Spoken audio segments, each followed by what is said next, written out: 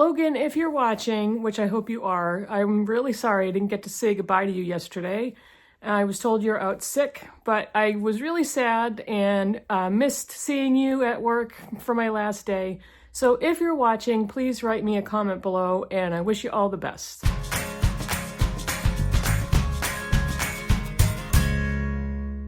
Hey Booktube, it's Kim at Middle of the Bookmarch, and this is my Bookish week for Sunday, January 26th. Yes, January 26th.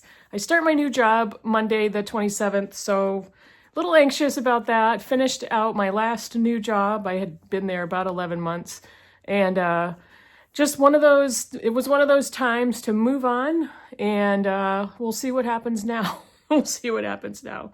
I'm hoping this is not going to be another jump, but we'll see. We'll see. So, I did not finish any books last week. I read a bunch, but did not finish anything. But I do have a bunch of other things to talk about. So, let me just show you what I'm reading currently, and then we'll move on from there.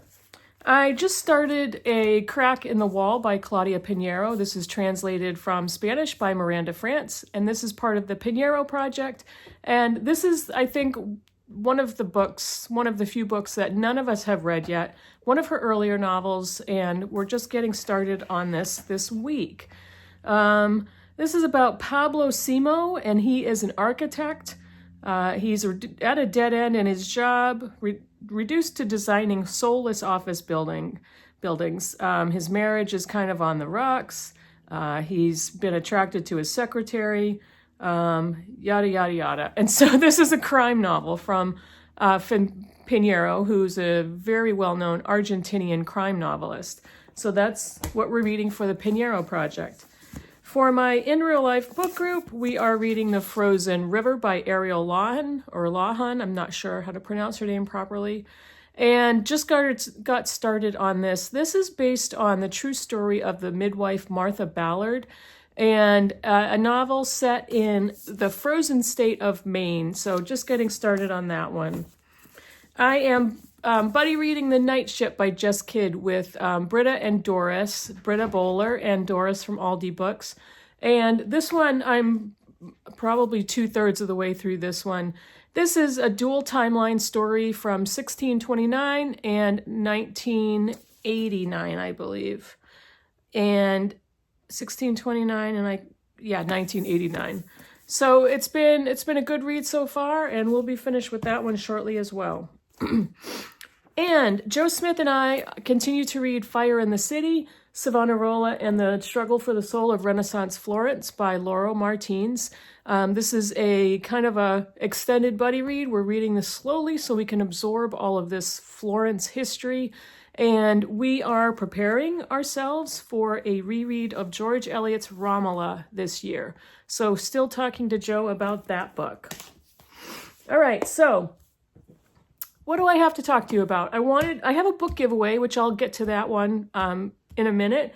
And I wanted to talk to you about another book I'm going to be embarking on starting in February. And then I have a book collection I wanted to show you that I've just started to collect books in this collection.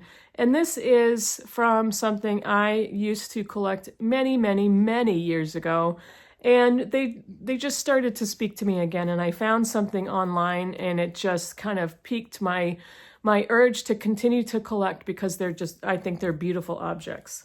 So my book group, my Splinter book group, and I are going to be embarking on Victor Hugo's Les Miserables, and this is for February and March. So I'm going to count it as March of the Mammoths. So I'm going to be embarked on this already by then, but we'll count it in for the March of the Mammoth season because it's one of my favorite Booktube events. I absolutely love large books, big chunky books.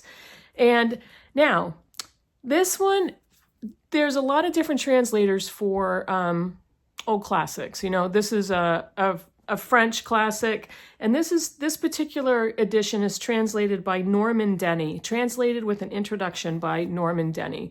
And I absolutely love these old penguins with the yellow framing around the picture. I love penguin classics anyway. I'm not that crazy about the brand new ones. different kind of paper, different kind of font on the front. If anybody knows, you know. I think you know. So this is the edition that I will be reading for Les Mis. I also own this one, this really pretty Penguin Deluxe Edition version. And this one is translated by Christine Donauer.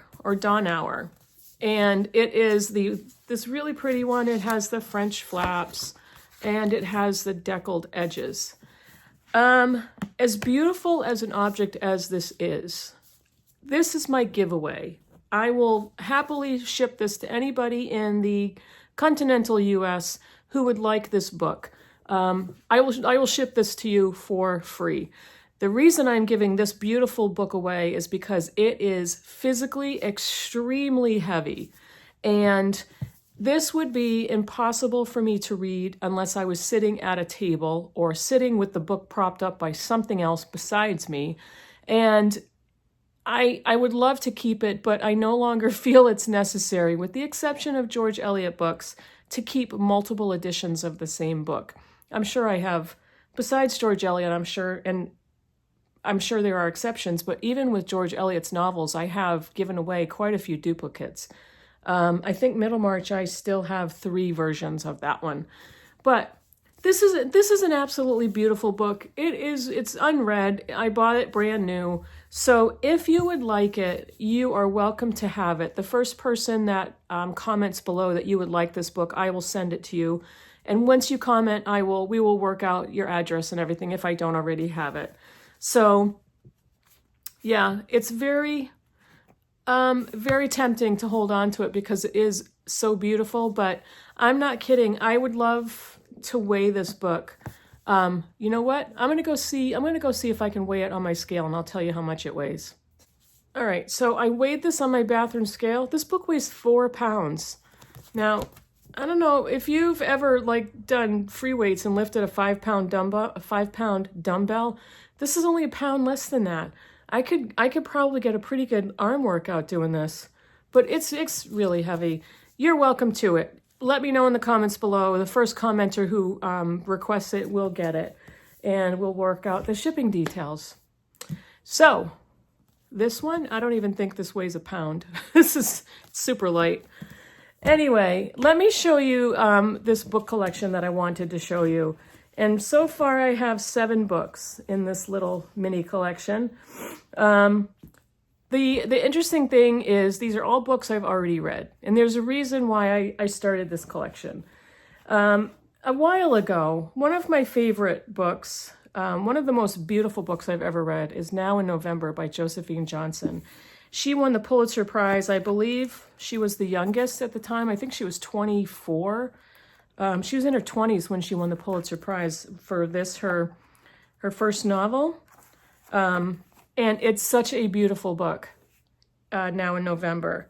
I have now started collecting the Franklin Library books.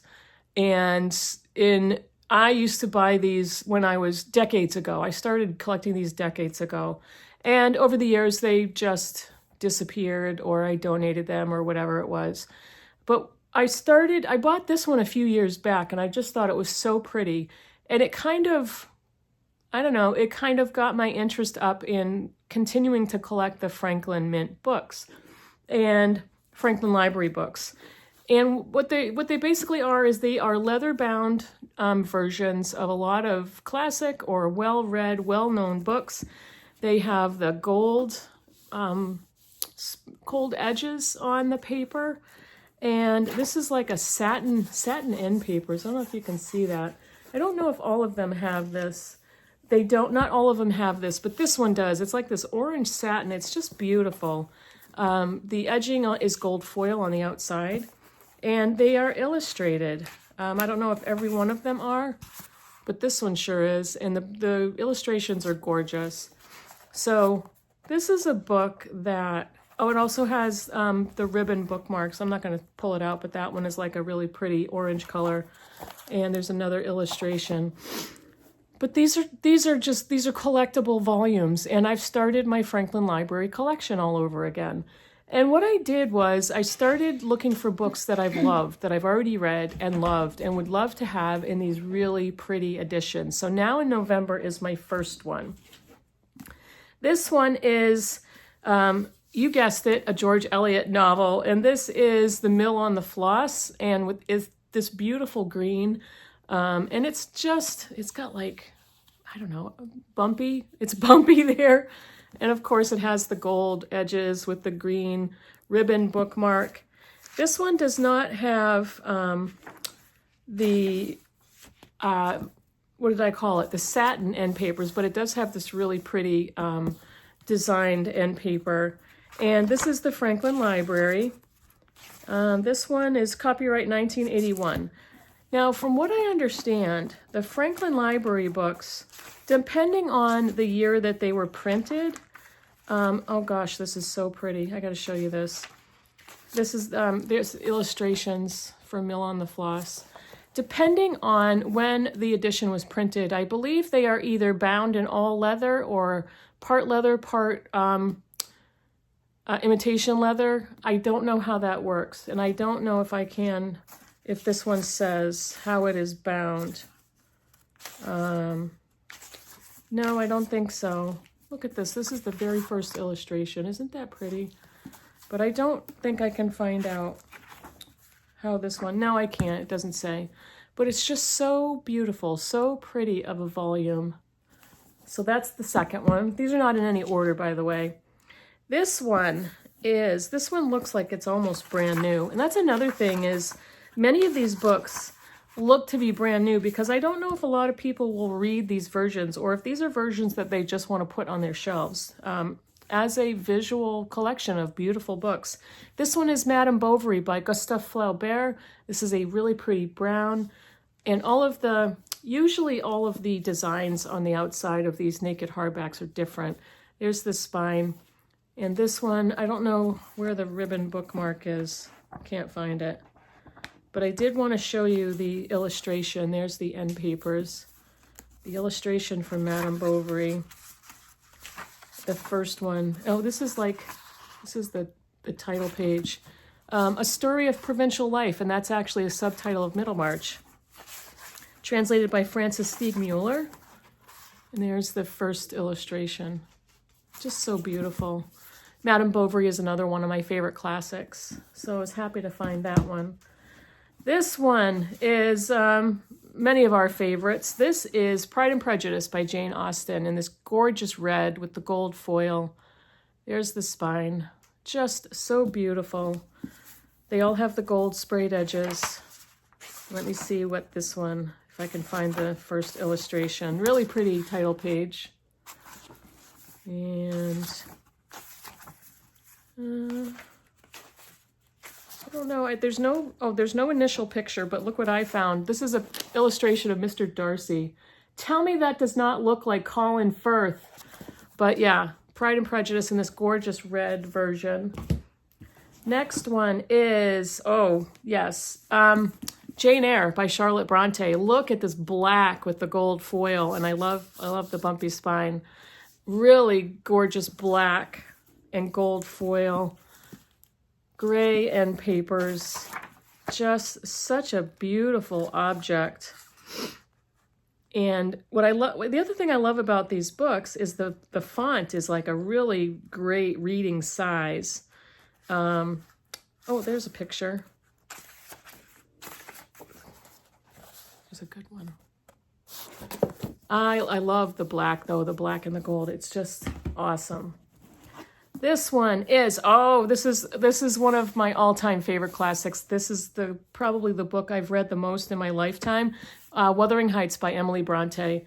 This one is not I think this is a dark gray. It may also be, no, it's not like the black one is like Charlotte Bronte. This might be a darker gray or even a navy. Is that navy or gray? I can't tell. My glasses on. Oh, I think it's navy because the end papers are navy. Claire's looking for me. She has younger eyes. Yeah, it's navy blue. Well, you like Wuthering Heights, but you don't like Kate Bush? she's bothering me because I don't like Kate Bush, but I love Wuthering Heights. I don't know how they connect with each other. She literally sings about Wuthering Heights. She sings a song about Wuthering Heights. Kate, if any of you are a Kate Bush fan, I guess that's a thing. I don't know. But this one is navy blue Wuthering Heights with the navy blue end papers. And I absolutely love this book. No, it is not a romance. Don't go into reading this book thinking it's a romance. It is not a romance, people. It is a story of dark, obsessive love and obsession and gothic goings-on and all of that. Look at this one. 2-page illustration. I love Wuthering Heights. Absolutely love this book. And the last one, one of my favorite all-time American classics, appropriately bound in red. It's The Scarlet Letter by Nathaniel Hawthorne. Red and gold with these kind of orangish, reddish end papers. I love this book. This is one of the only books in my high school career that I read and loved. And saw the movie. I think there was a movie with Demi Moore, and I didn't love it, but it was a decent movie adaptation. But The Scarlet Letter by Nathaniel Hawthorne. Lillian Gish was also in an adaptation. Oh, and Clara says that Lillian Gish was also in an adaptation of the movie. That one I would love to watch. And Really? Claire is so into old movies and classic Hollywood movie stars. It's awesome. She's made me watch so many classic movies that I become not sorry about that because I found some great movies. But so that's my Franklin Library book collection, and every one of those I've already read. That does not mean I may not read them in the Franklin Library editions. I may, because they're just such beautiful objects, and just to hold them would be really fun to read. This one weighs less than Les Miserables, the Penguin Classic Deluxe version. So, as a reminder, if you want that copy of Les Mis, let me know in the comments below. First one gets it. And write me a comment below with any comments about what you're reading or what you think of my Franklin Library collection. Oh, the other thing I wanted to mention about that is I am not buying these brand new. The best places to find Franklin Library books are eBay and Etsy. I love shopping on Etsy for stuff like this. I also bought many of my antique George Eliots from Etsy, from an Etsy vendor. So I would definitely recommend doing that. eBay also has an enormous collection of Franklin Library books and other classic collectible books. So let me know in the comments below what you think, and I will see you all in the next video. Bye, everybody. Say bye, Clara. Bye, Clara.